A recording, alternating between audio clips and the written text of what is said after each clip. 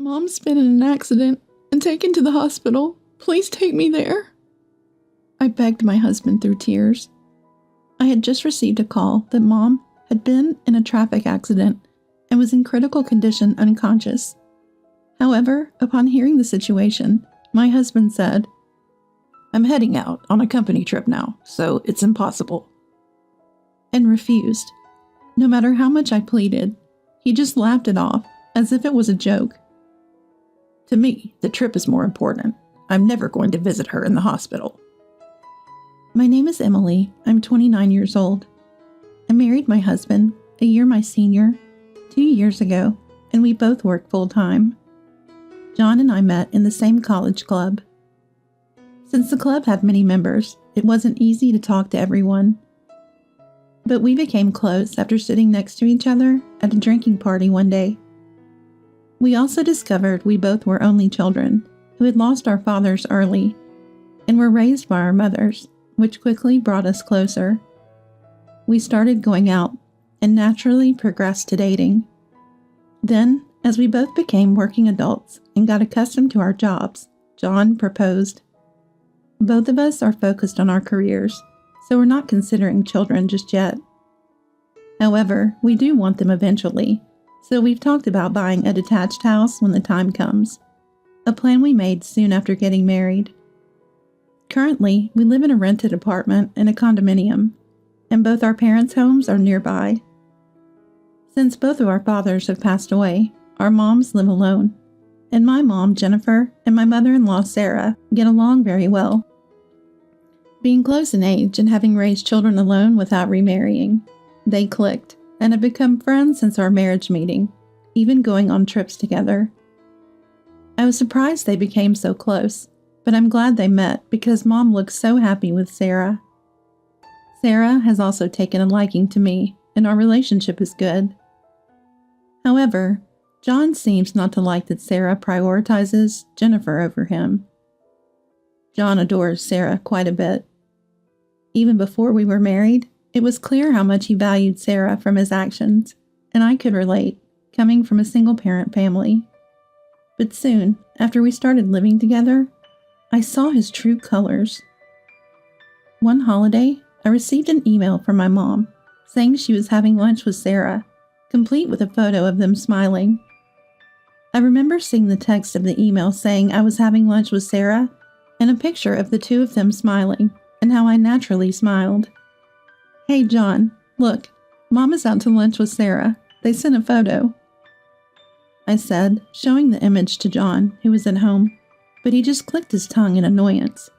"What's that supposed to be? Some kind of jab at me?" "What are you talking about?" At that time, I didn't realize John disliked my mom. He didn't talk much in front of Mom, which I thought was due to the newness of our marriage and him feeling nervous. I never imagined he would resent my mom for being close with his own. "Because of her, Mom has been turning down my dinner invitations lately, saying she has plans with Jennifer or something. Doesn't your mom know how to keep her distance?" I was shocked to hear John thought this way and felt deeply hurt by his words about my mom. Sarah, too, seemed to have realized early on that John disliked my mom. Once, when the four of us were dining out, and John made a snide remark towards Mom, Sarah couldn't bear it and scolded him. "John, what is this attitude towards Jennifer? Enough is enough." "What? You always side with her. Didn't you always say I was your precious son? Preferring someone you've recently become close with over your own son isn't funny at all." John argued back, but honestly, I found his attachment to Sarah to be unnervingly excessive. Later, when John wasn't around, Sarah apologized to me and Mom. "I think I've spoiled that boy too much. I'm truly sorry." "Sarah doesn't need to worry about it. I'm not worried either. John just loves Sarah a lot." My mom, who is usually calm and doesn't often get angry, showed an understanding demeanor towards John's behavior. But I could tell right away that deep down she was hurt. And John, without considering Mom's feelings, kept worsening his attitude day by day.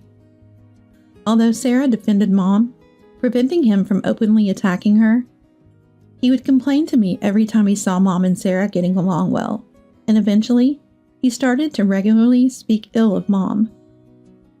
Shortly after our second anniversary, I couldn't take it anymore and had a huge fight with John, which ended without resolving the underlying issue.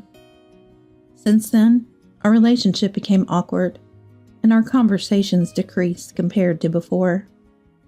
Lately, John's been coming home late and spending more time out on his own during weekends. I felt something was off and asked him directly, but he claimed, "I've been busy at work. There's been a lot of overtime and work on weekends lately." Even though he said that, I couldn't shake off my feeling of discomfort. Then one Sunday, when we both had the day off, I noticed John packing something in the morning. It seemed he didn't have to work that day. Just as I was about to ask why he was packing, my phone rang with an unknown number. Curiously, I answered to find out it was the police on the line. They mentioned Mom's name and confirmed I was her daughter, before dropping the unbelievable news. "Your mom has been involved in a traffic accident." Mom has? Apparently, she was already taken to the hospital in critical condition unconscious. After getting the hospital's name, I managed to end the call with shaking hands. Tears welled up, and my mind was a mess. But I knew I had to get to the hospital. Since I don't drive, I desperately begged John. "John, it's terrible. Mom's been in an accident and taken to the hospital. Please, we need to go now." However, John looked at me with disdain upon hearing the situation and said, "Ugh, I'm about to go on a company trip. I'll miss the gathering time. Deal with it yourself." He flatly refused my plea. "A company trip? I didn't know it was today." I realized he was packing, but I was never informed about the trip schedule. To my shock, he mentioned the trip was starting today and would last for 2 weeks. "This isn't the time for a trip. Mom is—" "Enough.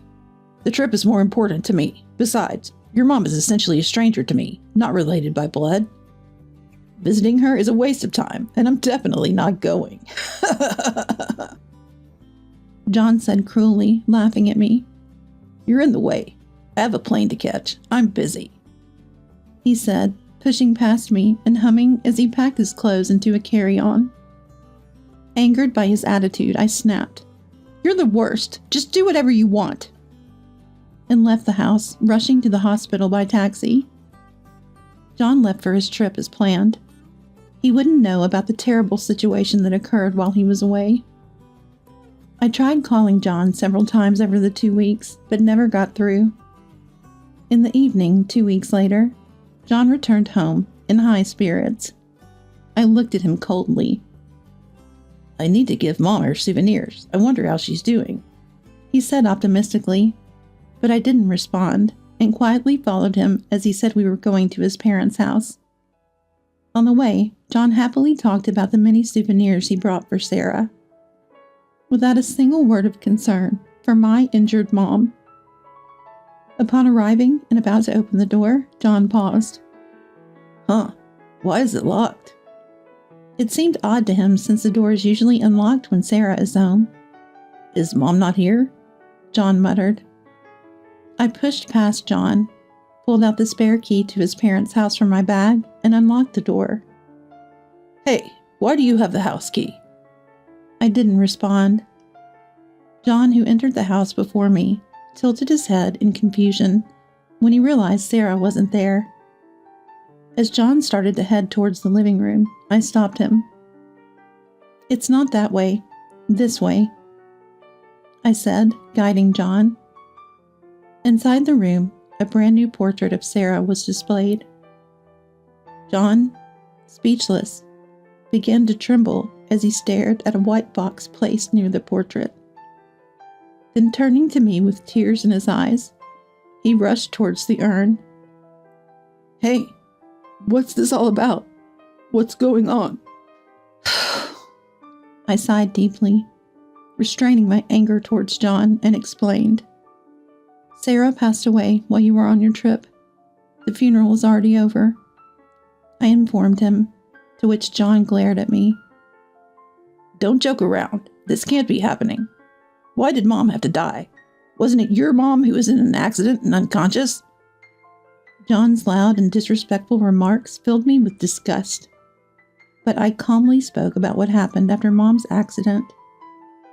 My mom woke up safely after that. She's fractured and currently undergoing rehabilitation, but is gradually recovering. Thanks to the efforts of medical professionals, Mom was somehow saved, though she is still hospitalized. However, John seemed unconvinced. Then why did Mom? He asked. It seems she was headed to our house on the day my mom had the accident. She fell from a pedestrian bridge. To which I replied, You told Sarah you were going on a business trip, right? Yes, I did tell her that.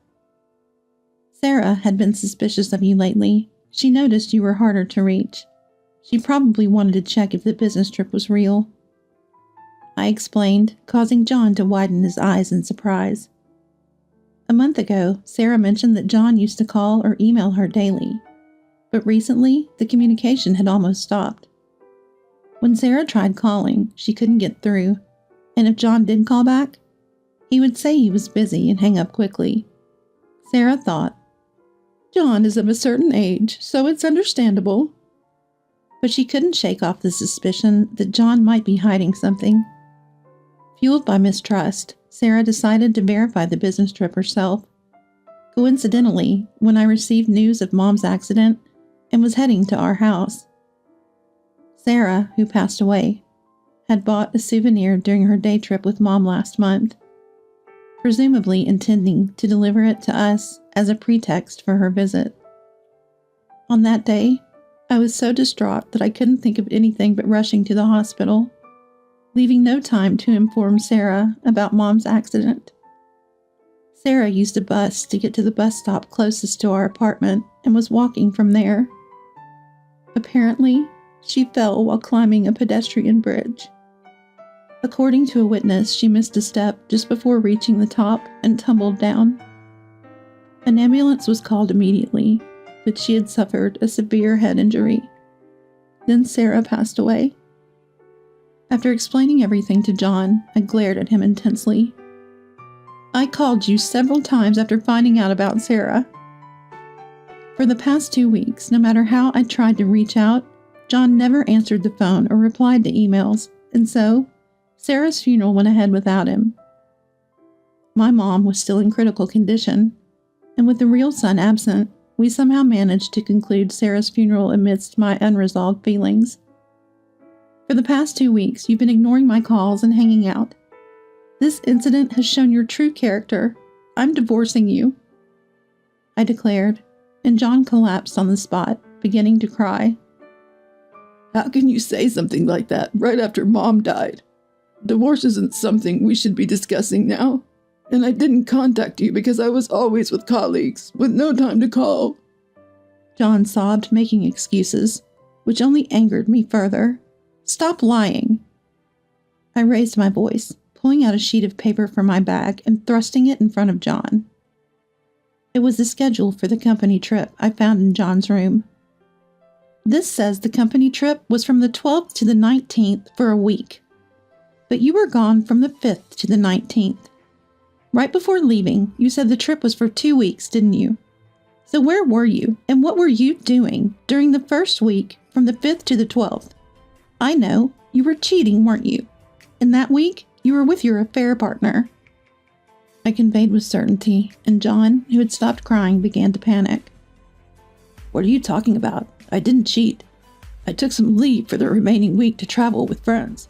See? Work's been so busy lately, I needed a break. Fed up with John's continued excuses, I pulled out a smartphone from my pocket. Seeing it, John's face turned pale.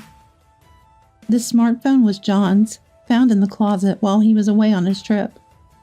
Probably there's another smartphone in John's bag, specifically prepared to communicate with his affair partner.